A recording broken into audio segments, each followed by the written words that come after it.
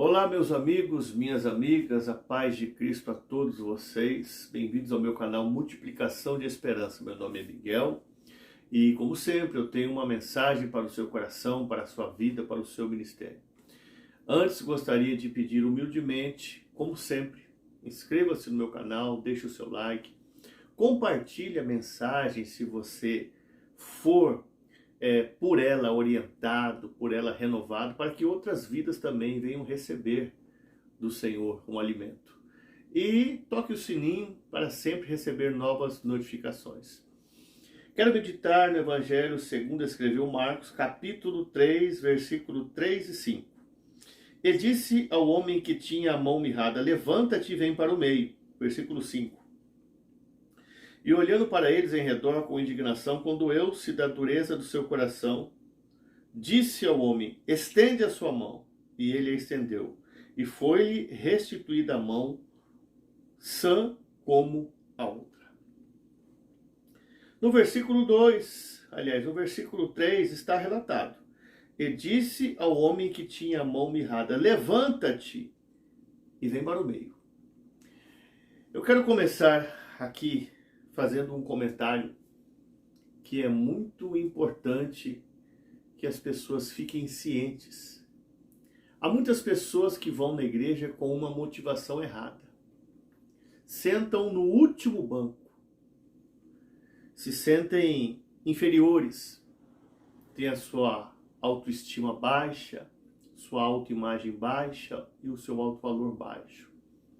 São pessoas que se sentem indignas. São pessoas que querem se esconder, não querem ser vistas, não querem ser conhecidas, não querem comunhão com as pessoas. Não querem que as demais pessoas fiquem sabendo da sua vida, das suas áreas vulneráveis, não fiquem conhecendo as suas feridas, a sua condição, o seu estado.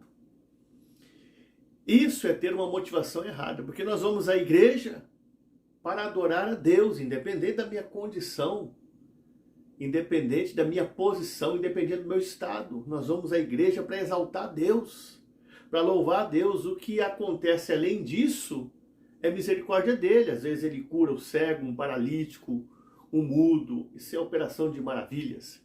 Às vezes ele renova uma pessoa, faz uma promessa, renova uma promessa. Ou seja, o mover da congregação é do Espírito Santo de Deus.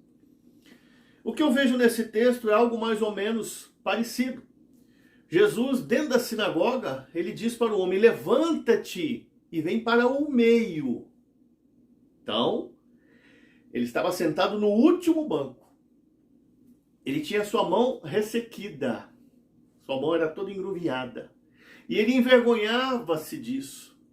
Ele envergonhava-se, então, da sua deficiência. Ele tinha vergonha, ele sentia-se desprezado. Ele ficava tímido pela sua condição. E nesse momento Jesus diz para ele, antes de curar ele, antes de fazer uma obra completa na vida dele, diz: levanta-te e vem para o meio. Ou seja, quem está no último banco, agora vai pelo corredor do salão e fica no meio. Os que estavam atrás com ele agora estão vendo quem ele é. Os que estão nos bancos laterais da igreja agora olham do lado e veem quem ele é. E os que estão lá na frente, nos bancos da frente, agora olham para trás e veem quem ele é. Jesus tira ele do anonimato e apresenta ele à sinagoga da época. Hoje, apresenta ele à igreja, ao ministério ao qual ele poderia fazer parte. Qual a revelação que nós temos aqui?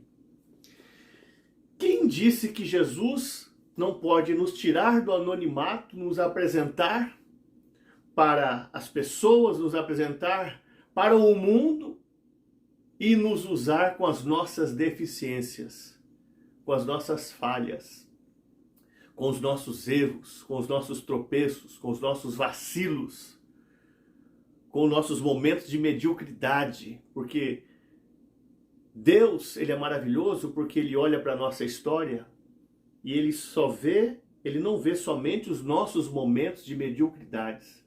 Ele vê a nossa história, ou seja, ele vê também os momentos de virtude, ele vê o nosso potencial, o nosso empenho, o desejo do nosso coração, que seria não errar, mas às vezes, infelizmente, erramos. Ele vê a nossa trajetória, que nós estamos lutando contra a carne, contra o pecado, contra o inimigo da nossa alma, contra a nossa natureza humana. Ele vê que nós estamos nos esforçando, semeando na obra dele. Ele não vê só os momentos de mediocridade como muitos fariseus e fariseias, irmãos em Cristo que têm o amor fingido, os falsos irmãos que só olham os momentos de mediocridade e vivem nos crucificando pelos momentos de mediocridade, pelos momentos das nossas fraquezas, erros, falhas, quedas, deslizes. Ele vê a nossa história. Viu como que Deus é tremendo? Ele vê a sua história e a minha história. Então, nesse momento, ele apresenta esse homem. O que nós aprendemos aqui, Deus vai tirar você do anonimato, vai apresentar você ao mundo. Deus vai tirar você do anonimato, vai fazer com que as pessoas te conheçam. E ele vai mostrar você para as pessoas, dizer, eu quero usar este aqui, eu quero usar esta aqui. Eu vou levar este aqui ou esta aqui nos confins da terra. Eu vou usar no limite máximo, em uma outra dimensão. Eu vou revelar o profundo e escondido para ele. Eu vou dar novas mensagens para ele ou para ela. Eu vou usar da forma que eu quero. Eu vou exaltar ele ou ela da forma que eu quero. Mesmo ele tendo essas deficiências, essas falhas, essas quedas, esses deslizes que vocês já viram, já apontaram o dedo, já difamaram, criticaram, bombardearam ele ou ela. Eu vou usar. Porque eu já disse em outras mensagens. Se fosse para Deus usar os anjos, ele usaria, porque os anjos queriam anunciar o evangelho. Mas ele disse, não, quem vai anunciar o evangelho é o homem. Quando se fala do homem, fala da mulher. Porque a mulher foi tirada, né, da costela de Adão. Eu vou usar o homem, esse comedor de arroz e feijão, esse que é falho, que é errôneo, cheio de confusão, cheio de dilema, entra em conflito, uma hora ele está me servindo, outra hora ele diz, não vou servir mais, é muita prova, muita luta, de repente ele já está renovado, já está pregando de novo, já está louvando, eu vou usar esse, dá para entender? Deus vai usar você, da forma que você é, com as suas falhas e defeitos e quedas, porque os seus erros e falhas não vão desqualificar você para o propósito de Deus, e sim a sua desistência. Deus fala para esse homem se levantar e vir para o meio. Apresenta ele para as pessoas com a sua deficiência. Apresenta ele para as pessoas como ele é, vulnerável, pecador, errôneo, tem deslizes, tem maus pensamentos às vezes, desvia algum momento, volta, mostra ele para as pessoas. Deus vai usar você com as suas deficiências, com os seus erros, com as suas falhas, porque ele conhece o teu coração e ele sabe que você luta contra isso. Você não apoia isso, você luta, só que às vezes você dá uma brecha e isso acontece. Deus vai usar você. Você que está assistindo, você que está ouvindo, Deus vai usar você com suas falhas e com as suas deficiências. Vem para o meio, meio lugar de avivamento. Lembra o que Deus fez com Ezequiel? Ezequiel 37 levou ele para o meio de um vale. Lá no meio do vale ele profetizou e houve um grande avivamento. O exército de Deus ficou de pé de novo. Meio é lugar de avivamento. Vem para o meio. O Senhor está te chamando. Vem para o meio, você que sente vergonha, que está se sentindo frustrado, decepcionado, que fica no último banco, que não quer aparecer, que não quer contato com ninguém. Vem para o meio. Deus tem uma obra na sua vida. Vem para o meio. Ele quer te usar. A Bíblia relata em Abacuque 3:2, ó Senhor, ouvi a tua palavra e a temi. Aviva, ó Senhor, a sua obra no meio dos anos. Meio é lugar de avivamento. Vem para o meio. Versículo 5. E olhando para eles em redor, com indignação, condoendo-se da dureza do seu coração, disse ao homem, estende a sua mão. Falou para ele estender a mão dele, para ele fazer o milagre. Eu vou conjecturar como estender a sua história. Muitas pessoas, irmãos em Cristo, irmãs em Cristo, até pastores e pastoras, presbíteros, evangelistas, povo que costuma ser chamado o povo de Deus, não quer ouvir a tua história. Estão cansados de ouvir a sua história, não é mesmo? É uma história cheia de dor, de conflito, de dilema, de confusão. Não entendo o que Deus está fazendo. Deus disse que ia realizar isso, está dando tudo ao contrário. Está há muitos anos que eu estou nessa prova. Eu não vejo essa prova acabar. Mas quando eu penso em desistir, jogar a toalha, Deus vem e me renova, fala que tem uma promessa. Mas está acontecendo isso também, está acontecendo aquilo outro. Existem pessoas que não querem mais ouvir a sua história. A sua história é uma história que se estende, é uma história longa, e ninguém mais tem paciência para ouvir a sua história.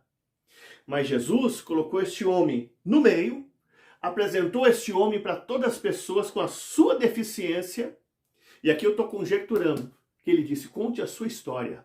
Ainda que ela se estenda, eu vou ouvir a tua história, e todos vão ouvir a sua história, e vão ver a sua história. E outra coisa, depois que você falar a tua história, eu vou reescrever a sua história. Eu vou reescrever a sua história. E eu acredito que o Senhor pode estar fazendo isso na sua vida, através dessa mensagem. Ninguém mais quer ouvir a sua história, porque a sua história se estende. Ninguém mais tem paciência para ouvir a sua história. As pessoas dizem, a mesma conversa de sempre. Olha, é sempre a mesma coisa, aquela história, meu marido, minha esposa, luta com isso, aí luta com o filho, luta com não sei o quê, luta na área financeira, luta na área física, luta na área espiritual, só fala de luta, só fala de vale, só fala de deserto. Ninguém quer ouvir a sua história se prolonga, mas Jesus é aquele que ouve as histórias que nós temos. Jesus é aquele que conhece a nossa história, ouve a nossa história e quer reescrever a nossa história. Pode contar com isso. Jesus está falando com você. Ele está ouvindo a sua história. Ele tem tempo para ouvir a sua história. Ele vai fazer com que pessoas entendam a sua história, conheçam a sua história. Ele vai fazer que essas mesmas pessoas vejam ele reescrevendo a sua história. Tome posse. Isso aqui é profético. Tome posse. E diz assim depois, e ele a estendeu, e foi-lhe restituída a mão sã como a outra. Depois que ele apresentou, aí agora vem essa parte de ele ouvir a história dele que é estendida, fazer com que o povo visse, conhecesse e ouvisse a história dele entendida. E eu conjecturei que ele também vai fazer com que as pessoas vejam ele reescrevendo essa história. E depois que Jesus fizer tudo isso, sabe o que ele vai fazer? Ele vai trazer restituição para você. Você perdeu muito até hoje. O Senhor sabe. Você perdeu bastante até aqui. É muito sofrimento, foi muita lágrima. Você já orou muito, você já jejuou muito. Teve alguns tempos que você desviou um pouco. Ficou fraco, as pessoas te criticaram, aí você voltou. Aí você ficou firme de novo, aí outra época você enfraqueceu, porque foi muito tempo, é muito tempo de espera. O Senhor sabe disso. Agora eu digo uma coisa para você. Haverá restituição na sua vida. Como diz em Joel 2:25. E restituo-vos-ei os anos que vos foram consumidos pelo gafanhoto, pulgão, lagarta, etc. Deus é Deus de restituição. Lembra de Jó? A prova de Jó era terrível. Mas a Bíblia diz que Deus depois deu tudo para ele em dobro. Ele teve o dobro de filhos. E ele viveu muitos, mas muitos mais anos. Sabe por quê? O tempo da provação é muito inferior ao tempo de exaltação. Já pensou sobre isso? Depois ele viveu muito mais tempo. E esse tempo foi muito maior do que o tempo em que ele foi provado. José, para terminar agora, em Gênesis 37, até ali que ele foi lançado na cova, depois foi para a casa de Faraó, foi preso no cárcere, teve ali a acusação do abuso da mulher, foram 13 anos de prova. Aí ele fez 30 anos, sentou no trono. Sabe com quantos anos que ele morreu? 110 anos. 30 anos para 110, 80 anos. 80 anos sentado no trono. Só bênção, vitória, só prosperidade. Só 13 anos de prova. Entendeu? O tempo de provação que você está passando não vai exceder o tempo da exaltação. O tempo da sua exaltação você vai usufruir muito tempo ainda. O tempo da tua provação é isso aí. Mas espera o tempo da exaltação. O tempo da exaltação, ele excede ao tempo da provação. Fique com essa mensagem gravada nas tábuas do seu coração. Deus abençoe.